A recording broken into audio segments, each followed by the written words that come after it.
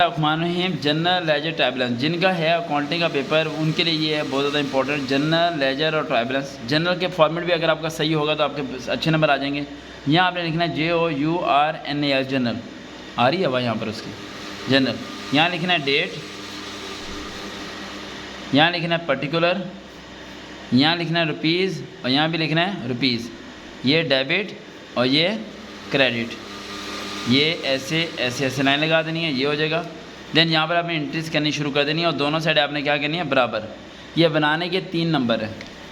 Then आपने आगे बनाना है इसका ledger, LEDGR ledger, date particular, particular की जगह आप डिटेल भी लिख सकते हैं, वो आपकी मर्ज़ी है।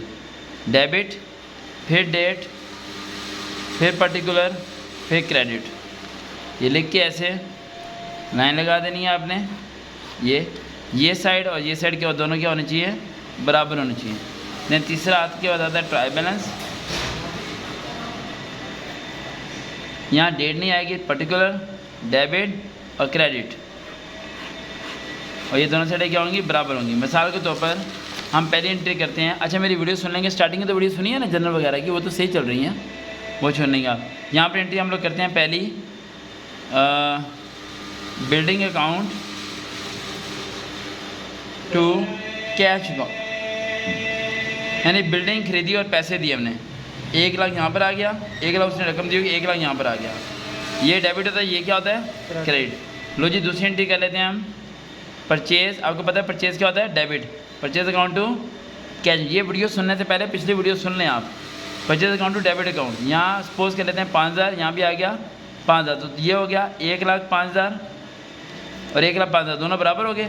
इसी का हमने लेजर बनाना है। लेजर हर एक का अलग बनाना है, जैसे बिल्डिंग का अलग बनाना है, कैश का अलग। अब मैं पहले बना रहा हूँ कैश का। किसके बना रहा हूँ कैश का। कैश यहाँ पर क्या हो रहा है क्रेडिट, क्या हो रहा है क्रेडिट। तो मैं क्रेडिट से पे जाऊँगा। कैश हमारे यहाँ पर क्या हो रहा है, यहाँ दिखाओ ना, कैश यहाँ पर क्या हो रहा है क्रेडिट। मैं यहाँ पर किससे जाऊँगा कैश से पे। कैश यहाँ पर क्या हो रहा है क्रेडिट। हम अगर कैश हो रहा है डेबिट, जैसे कि मिसाल के तौर पर मैंने यहाँ पर किया cash account to sale account 500 रुपये। अब कैश क्या हो रहा है डेबिट, तो यहाँ पर कैश क्या आएगा डेबिट साइड पर आएगा। अगर ये क्रेडिट है तो मैं क्रेडिट साइड पे जाऊँगा और 1 लिखूँगा, लेकिन नाम ऊपर वाला लिखूँगा बिल्डिंग। कैश की रकम 1 लाख, यहाँ 1 लाख आ जाएगी, ठीक है। उसके बाद कैश का क्रेडिट, हम क्रेडिट साइड पर आएंगे तो यहाँ पर क्या नाम लिखेंगे परचेज़। क्या लिखेंगे परचेज़, क्या लिखेंगे परचेज़ लिखेंगे, यहाँ आ जाएगा।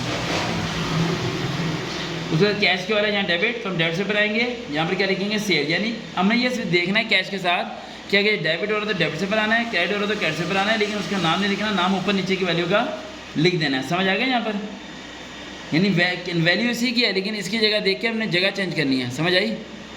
कैश डेबिट है ना, तो कहाँ आएंगे हम डेबिट से पर, लेकिन नाम किसका लिखेंगे सेल का। कैश क्रेडिट है तो कहाँ जाएंगे क्रेडिट से पर, लेकिन नाम किसका लिखेंगे परचेज़ का।